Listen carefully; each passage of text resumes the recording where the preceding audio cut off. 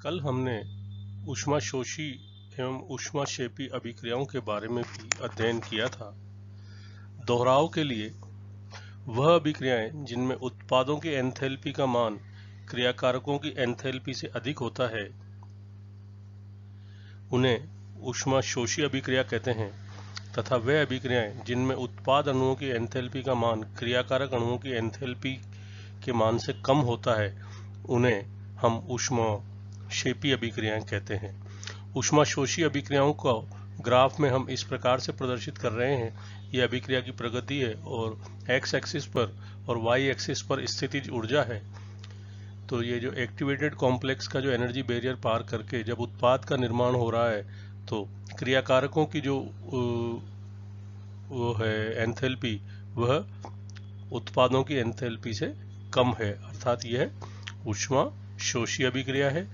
और वो स्थिति जिसमें क्रियाकारकों की एंथैल्पी से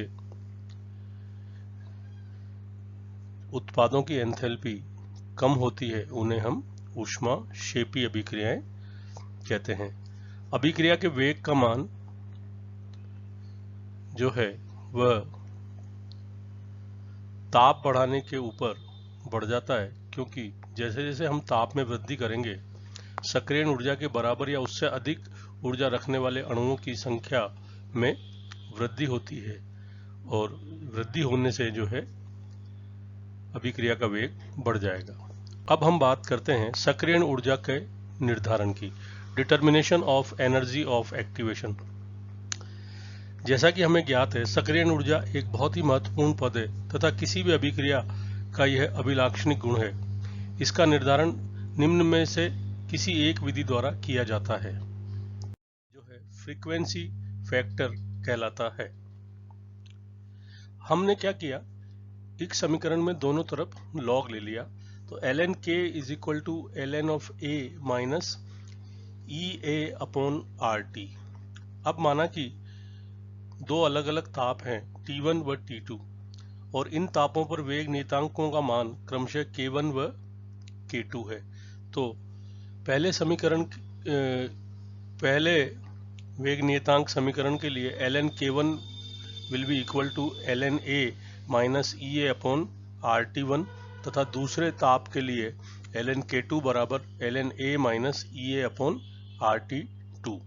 अब हम इन दोनों समीकरणों को एक दूसरे में से घटा देंगे, तो यह हो जाएगा ln K2 minus ln K1 will be equal to minus EA upon RT2 minus EA upon RT1। ln A से ln A जो है वो कैंसिल आउट हो जाएगा, तो ये हो जाएगा EA upon RT1 minus EA upon RT2।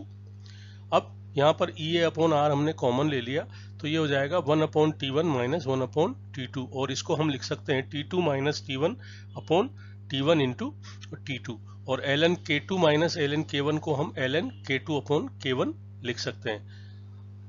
और ये जो नेचुरल लॉग है, इसको हमने log एट द बेस 10 में कन्वर्ट किया, तो यह समीकरण हो जाएगी log K2 upon K1 will be equal to EA upon 2.303 R T2 minus T1 upon T1 T2। अब हमारे पास T1 भी ज्ञात है, T2 भी ज्ञात है, K1 भी ज्ञात है, K2 भी ज्ञात है, तो हम एनर्जी ऑफ एक्टिवेशन के मान की गणना इस समीकरण से आसानी से कर सकते हैं। जो दूसरी विधि है वो है ग्राफिकल विधि।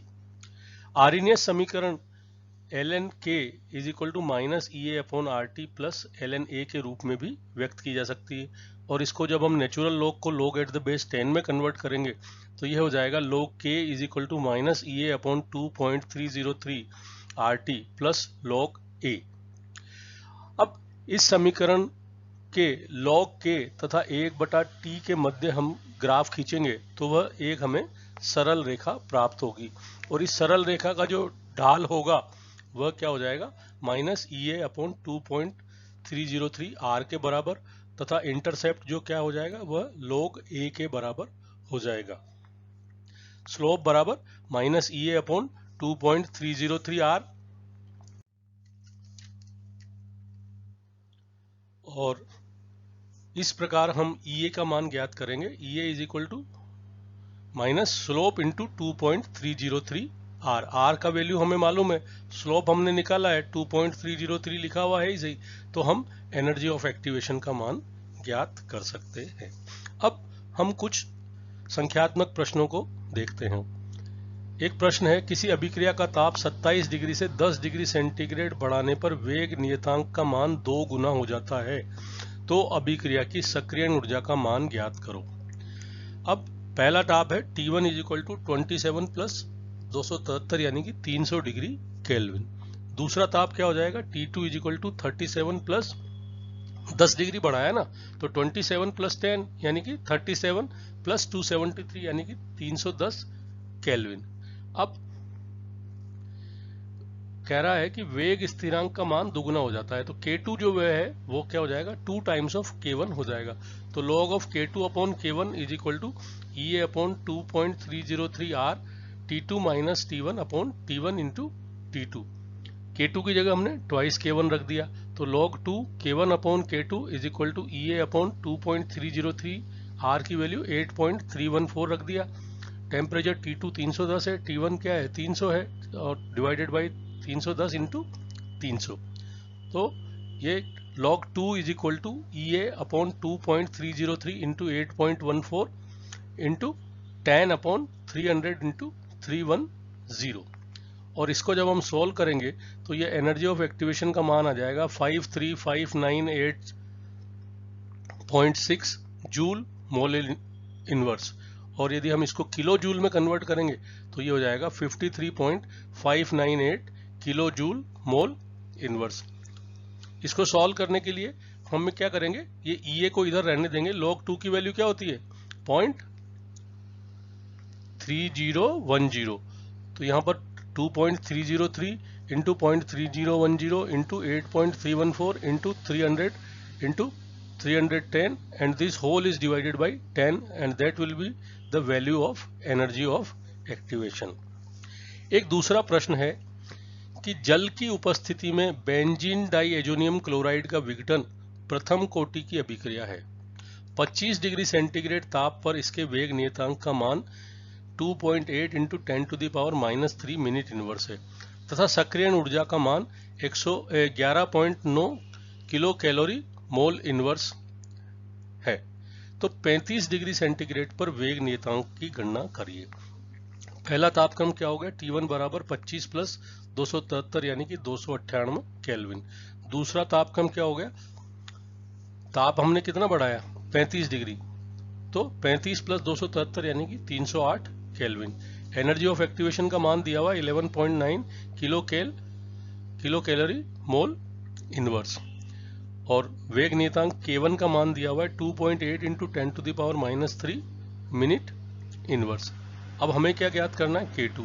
R की वैल्यू, चूंकि यहाँ पर जो है ये किलो कैलोरी प्रति मोल में लिखा हुआ है, तो R की वैल्यू आ जाएगी 1.987 calorie kelvin inverse and mole inverse.